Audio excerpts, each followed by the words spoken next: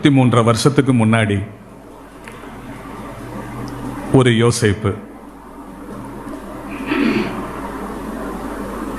இதே ஆண்டவர் கைக்குழந்தையாக அன்னை மரியாள் பெற்றெடுத்த போது அலங்கரிக்கப்பட்ட தொட்டில் இல்லை, சாமரம் வீசுவதற்கு பணிப்பெண்கள் இல்லை, பிறந்திருக்கிறது ராஜா. அப்படித்தானங்க, பிறந்திருக்கிறது ராஜா. ஆனா பிறந்தது அரண்மனையில் அல்ல, மாட்டுத் தொழுவத்திலா, அங்கேயும் அல்ல,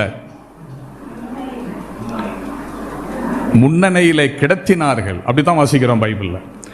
சத்திரத்தில் அவர்களுக்கு இடமில்லாதபடியினால் பிள்ளையை துணிகளில் சுற்றி முன்னணையிலே கிடத்தினாள் அப்படின்னு வாசிக்கிறோம்.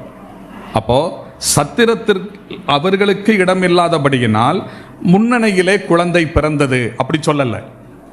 சத்திரத்தில் இடமில்லாததினால் பிள்ளையை துணிகளிலே சுற்றி முன்னணையிலே கிடத்தினால்னு சொல்றதுனால சத்திரத்துக்கு போகும்போதே குழந்தையோட போறாங்க. அதுக்கு முன்னாடியே குழந்தை பிறந்துருச்சு. எங்கே பிறந்தது?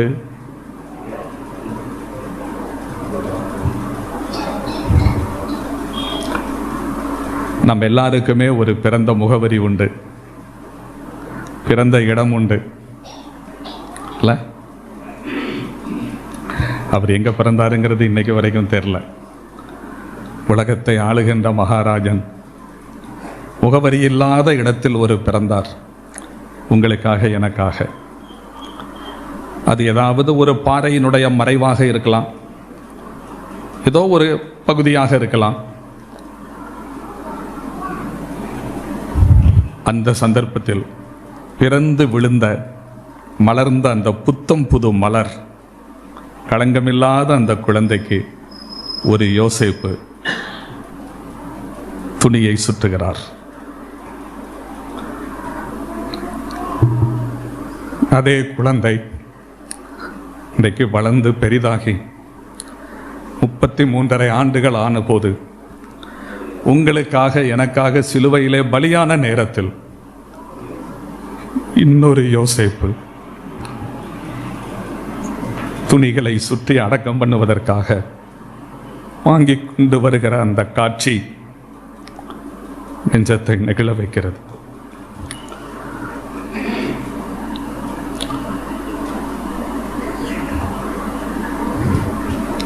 பைபிள்ல யோசேப்புன்னு பேருள்ள 11 பேரை பார்க்கிறோம். இந்த 11 பேருமே நல்லவங்க தான். ஏதாவது ஒரு விதத்தில் ஆண்டவருக்காக பிரயோஜனப்பட்டிருக்காங்க. 33 வருஷத்துக்கு முன்னாடி தன்னுடைய வளர்ப்பு தந்தை, அப்படித்தானே சொல்லணும், தன்னுடைய வளர்ப்பு தந்தை தன்னுடைய வீட்டிலே இடம் கொடுக்கிறார். தன்னுடையவன் அல்ல என்று அறிந்தோம், அப்படிதானங்க, தன்னுடையவன் அல்ல என்று அறிந்தோம். தன்னுடைய பராமரிப்பில் தன்னுடைய வீட்டில் தாயோடு கூட அந்த குழந்தையும் ஏற்றுக்கொண்டு இடம் கொடுத்து மகிழ்ந்த அந்த யோசேப்பு இப்பொழுது 33.5 ஆண்டுகளுக்கு பின் ஆசையாக தனக்குன்னு பரிசுத்த நகரத்தில் வெட்டி வைத்திருந்த கல்லறையை கொடுப்பதற்காக துடிக்கின்ற இந்த யோசேப்பு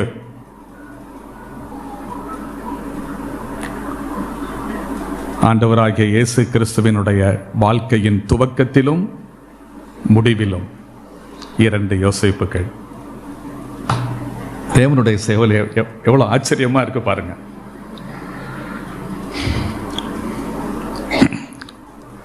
வாங்கிட்டே வர்றாரு. அப்புறம் இப்போ சரீரத்தை வாங்கணும், துணிஞ்சு போறாரு. ஏன்? அவர் இருக்கிற பொசிஷனுக்கு இதெல்லாம் எடுக்க முடியாது, ஒத்து வராது. பெயல்சபூல், பிசாசுகளின் தலைவனாகிய பெயல்சபூலினால் இயக்கப்படுகிறவன், அப்படித்தானே முத்திர குத்துனாங்க. தேவதூஷகன், ரோம அரசாங்கத்திற்கு எதிராக கலகம் பண்ணின ஒரு ராஜதுரோகி, இப்படிப்பட்டவருடைய ஒருத்தருடைய சரீரத்தை வாங்கிறதுக்காக ஒருத்தர் முன் வர்றாருன்னா, அதுவும் ஒரு அந்தஸ்தான இடத்துல இருந்து வர்றாருன்னா எவ்வளவு பெரிய சிக்கல்களை சந்திக்க வேண்டியது வரும். யோசேப்பு நம்ம சொல்லிடுற ரொம்ப லேசா, யோசேப்பு வந்தாரு, துணிஞ்சு வந்தாருன்னு. ஆனா அதுக்கு பின்னாடி அவர் செலுத்தின கிரயம் ரொம்ப ரொம்ப அதிகம். கிறிஸ்தவ வாழ்க்கை என்பது கிரயம் செலுத்துகிற வாழ்க்கை. ஆனா இன்னைக்கு கிரயம் செலுத்துறதுக்கு பதிலாக உனக்கு அதை கிடைக்கும், இதை கிடைக்கும், அப்படி கிடைக்கும், இப்படி கிடைக்கும்னு வாக்குறுதிகளை அள்ளி வீசுகின்ற கிறிஸ்தவத்தை தான் இன்னைக்கு பொதுவாக பார்க்க முடியுது. அப்போ பிலாத்துவின் இடத்துல போய் கேட்கிறார், ஆண்டவருடைய சரீரத்தை நான் அடக்கம் பண்ணணும், எனக்கு நீங்க அதை கொடுங்க. அப்போ ரோம அரசாங்கத்தினுடைய கவர்னர், ஆளுநர் பிலாத்து, அவன்கிட்ட போய் இந்த சரீரத்தை எனக்கு கொடுங்க, நான் அடக்கம் பண்ணணும்னு கேட்கக்கூடிய அளவுக்கு இருக்குதுன்னு சொன்னா, அப்ப அந்த அளவுக்கு பவர் இருக்கு, இன்ஃப்ளூயன்ஸ் இருக்கு, ஆதிக்கம் செலுத்தக்கூடியவராக இருக்கிறார். ஒண்ணுமே மறுப்பு சொல்லலையே. இரண்டாவது, ரோம சட்டத்தின்படி, அக்கால வழக்கத்தின்படி இந்த மாதிரி உள்ள ஒரு தண்டிக்கப்பட்ட ஒருவருடைய சடலத்தை எடுத்து அடக்கம் பண்ணுவதற்கு அரசாங்கம் விதித்திருக்கிற பணம் செலுத்த வேண்டும். டெத் சர்டிஃபிகேட் வாங்கணும், பணம் செலுத்தணும், அப்பதான் அந்த பிரேதத்தை கொடுப்பாங்க. இப்போ டெத் சர்டிஃபிகேட் கொடுக்கணும். பிலாத்து யோசிக்கிறான், இவ்வளவு சீக்கிரம் இறந்துட்டாரா, அதை கன்ஃபார்ம் பண்ணணும்ல, இவ்வளவு சீக்கிரம் இறந்துட்டாரா? ஏன்னா அவனுக்கு ஆச்சரியம். காரணம், சிலுவையில் அடிக்கப்படுகிறவர்கள் சீக்கிரமாக மரிக்க மாட்டார்கள். காரணம், அவங்க சிலுவையிலே தொங்குகிற அந்த பொசிஷன், சிலுவையிலே தொங்குகிற அந்த பொசிஷனானது, அந்த நிலையானது அவங்களை சீக்கிரமா சாக விடாது. அதனால சில நாட்கள், பல மணி நேரங்கள், சில நாட்கள் கூட சிலுவையில் தொங்கிட்டு இருப்பாங்க, கத்திக்கிட்டு இருப்பாங்க, கதறுவாங்க, கொஞ்சம் கொஞ்சமா சாவாங்க. இப்போ சிலுவையில் அடித்து இப்போ 3 மணி நேரம் தான், 6 மணிக்கு அடிச்சாங்க. அவர் ஜீவனை விடுறது பிற்பகல் 3 மணிக்கு. இவ்வளவு சீக்கிரம் செத்துட்டாரா அப்படிங்கிறத சந்தேகம் வருது. அதனால அதை உறுதிப்படுத்துறதுக்காக ராணுவ வீரர்களுக்கு உத்தரவு கொடுக்க, ராணுவ வீரர்கள் அதை உறுதிப்படுத்த இப்போ டெத் சர்டிஃபிகேட் கொடுத்தாச்சு. இப்போ அதுக்கு செலுத்த வேண்டிய கிரயத்தை என்ன செய்யறாருங்க, யோசேப்பு செலுத்துறாரு. செலுத்திட்டு அந்த உடலை வாங்குறார். இதை யோசிக்கும் போது மனசுல என்ன வருதுன்னா, இயேசு கிறிஸ்துவினுடைய சரீரத்திற்கு செய்ய வேண்டிய கடமைகளை அதற்கே உரிய கௌரவத்தோடு யோசேப்பு செய்கிறார். இயேசு கிறிஸ்துவுக்கு 3 விதமான சரீரம் இருக்குது தெரியுமா?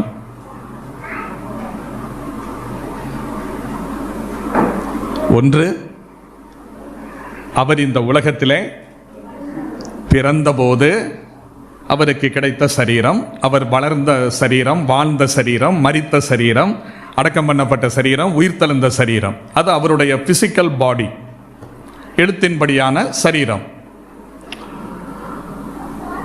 இன்னொரு சரீரம் இருக்கிறது, ஸ்பிரிச்சுவல் பாடி, ஆவிக்குரிய சரீரம். அது எதுங்க? சபை. சபைய சரீரம்னு பைபிளில் சொல்லியிருக்கா? அதுக்கு வசனம் சொல்லணும்னு அவசியம் இல்லைல்ல, நிறைய சொல்லியிருக்கு. இன்னொரு சரீரம் இருக்குது.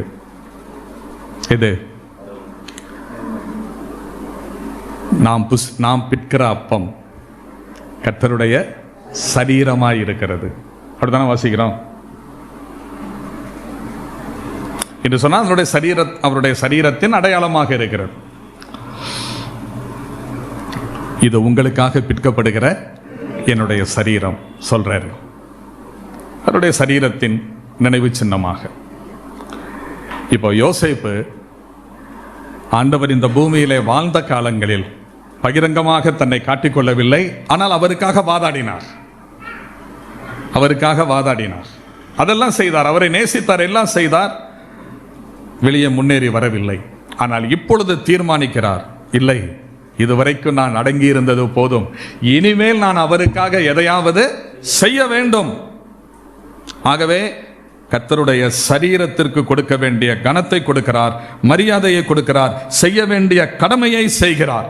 என் அருமையான சகோதர சகோதரிகளே, இன்றைக்கு அவருடைய பிசிக்கல் பாடி, எழுத்தின்படியான சரீரம் இன்றைக்கு நம்மோடு இல்லை. ஆனால் ஸ்பிரிச்சுவல் பாடி இருக்கிறது, ஆவிக்குரிய சரீரம் இருக்கிறது. இந்த சரீரத்திற்கு நாம் செய்ய வேண்டிய கடமைகள் இருக்கின்றன, ஊழியங்கள் இருக்கின்றன. நம்முடைய இந்த சரீரத்தினுடைய வளர்ச்சிக்காக, பக்தி விருத்திக்காக, அபிவிருத்திக்காக நாம் ஆற்ற வேண்டிய அரும் பணிகள் இருக்கின்றன. அதை செய்ய வேண்டியது நமது கடமை. கர்த்தருடைய சரீரமாகிய சபைக்கு நாம் என்ன செய்கிறோம்?